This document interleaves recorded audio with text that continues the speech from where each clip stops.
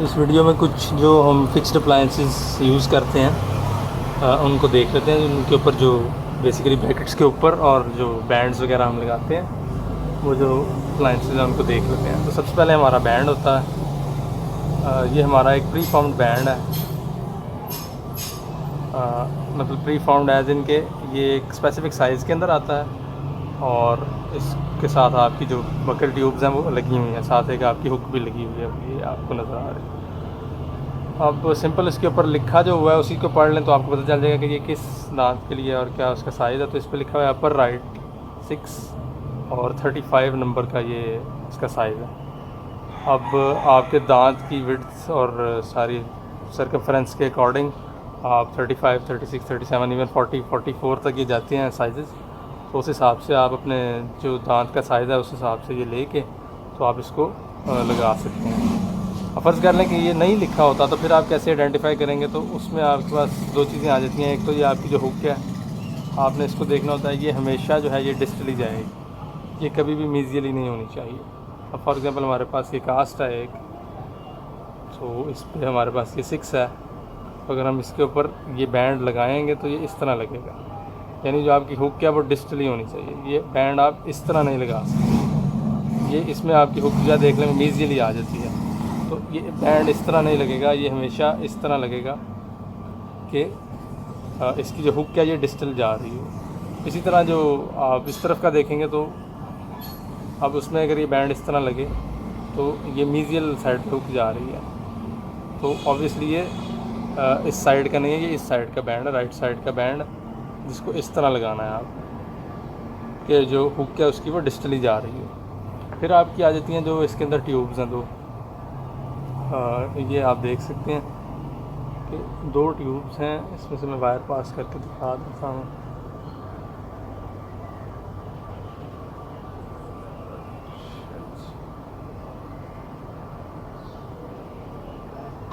एक ये आपकी है जो बैंड है, ट्यूब है कह रहे, जिसमें से वायर पास कर रही है, जो स्मॉल है और रेक्टेंगुलर से साइज़ की है, शेप की है। और दूसरे आपकी ये बड़ी वाली है, ये राउंड वाली। तो जो आपने प्राइमरी वायर ऑर्थोडोंटिक ट्रीटमेंट के लिए लगानी है वो आपकी छोटी जो स्लॉट है ये वाली, इसमें से पास करनी चाहिए। क्योंकि अगर कोई हेड गियर वगैरह या ऑक्सिलरी वायर लगानी है तो उसकी जो अटैचमेंट होगी वो बड़े वाले सर्कल में से पास करेगी। तो ये सारा आपका बैंड है। और फिर नेक्स्ट जो चीज़ है हमारी वो है ओपन कॉइल स्प्रिंग। तो ये हमारा एक सिंपल सा ओपन कॉइल स्प्रिंग है।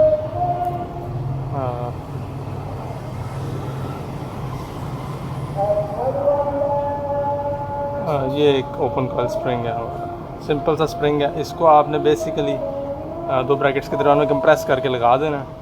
जब आप कंप्रेस करके लगा देंगे तो ऑब्वियसली ये अपनी ओरिजिनल शेप पे वापस आना चाहेगा और दोनों साइडों में पुश करेगा दांत को, मीजियल साइड वाले दांत को भी, डिस्टल साइड वाले दांत को भी, ब्रैकेट्स को, और वो दोनों जो हैं वो साइड पे होते जाएंगे और सेंटर में स्पेस बन जाएगी। अब क्वेश्चन ये है कि आपने कितना जो है वो साइज़ लेना होता है अपने ओपन कॉइल स्प्रिंग का। तो लेट्स जस्ट से कि ये हमारा जो दांत है दोनों सेंट्रल, हमने फ़र्ज़ कर लेते हैं कि इन दोनों के दरम्यान में स्पेस क्रिएट करनी है। तो हमारी यहाँ पे ब्रैकेट्स लगी हुई हैं, इसकी डिस्टल से लेके इसकी डिस्टल तक इतनी लेंथ का हमने ओपन कॉइल स्प्रिंग लेना होता है और उसको मीजियल टू मीजियल यानी इतने एरिया में कंप्रेस करके लगा देना होता है। उसके बाद जब वो पुश करेगा तो यहाँ पे एक एडिक्वेट स्पेस बना देगा।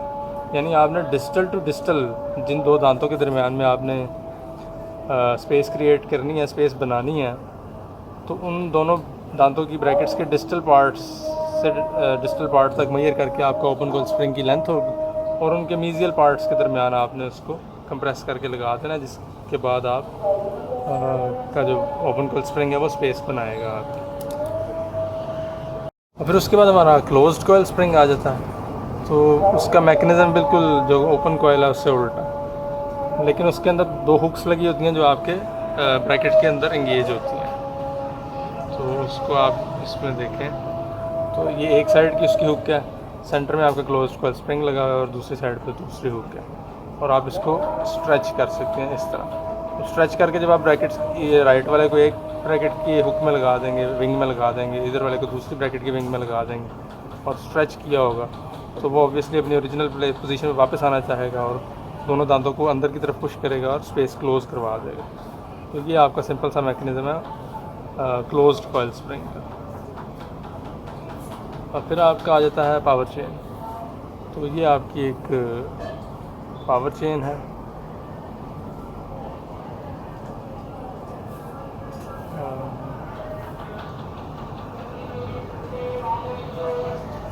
ये पावर चेन है, बेसिकली इलास्टिक है ये भी।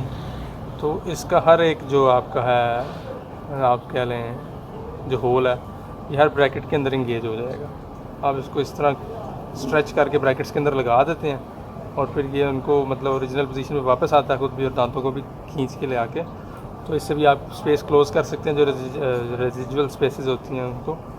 और बाकी ये भी जो ट्रीटमेंट के एंड पे आप यूज़ करते हैं यूजुअली, अगर कोई स्पेसेस बाकी रह जाए जिनको आपने क्लोज़ करना हो, तो बेसिकली आपने जितने दांतों को इंगेज करना है उतनी आप इसकी लेंथ ले लेते हैं, मतलब उतने इसमें यूनिट्स होंगे। ये फ़िलहाल 1 2 3 और 4 यूनिट किया, तो जितने आपने दांत बनाने हैं लगाने हैं इसके अंदर उतनी लंबी आप ये लेके तो उतने दांतों की ब्रैकेट्स को इससे इंगेज करके तो आप स्पेस क्लोज़ कर लेते हैं।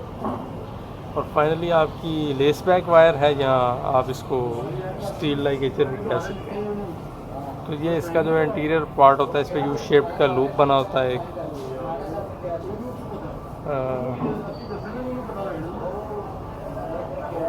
ये इसका यू शेप्ड का लूप है जो आपकी ब्रैकेट के अंदर चला जाता है। यानी इस तरह होगा कि ये जो आपकी ब्रैकेट है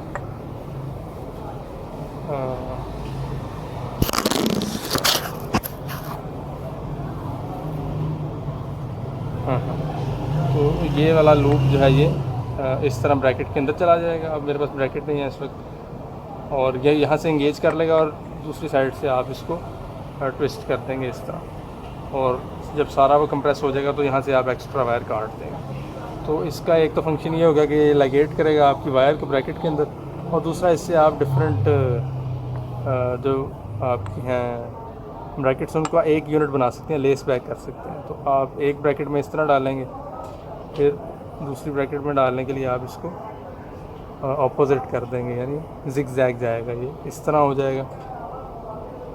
और फिर इस तरह करके आप जो है उसको दूसरी ब्रैकेट में डालेंगे। कि पहली ब्रैकेट में ऐसे जाएगा, दूसरी ब्रैकेट में वो इस तरह जिग जैग करके जाएगा, इस तरह जाएगा, यानी एक एक्स बना देंगे आप बीच। दूसरी ब्रैकेट में वो इस तरह जाएगा, और फिर नेक्स्ट ब्रैकेट में फिर आप एक जिग जैग बनाएंगे, एक्स बनाएंगे, इस तरह करके एंड पे इसको ट्विस्ट करके काट देंगे एक्स्ट्रा वायर। क्योंकि इतना अच्छा समझ नहीं आया ऑब्वियसली, लेकिन फिर भी आपको आइडिया हो जाएगा इसको कि किस तरह यूज़ करना होता है।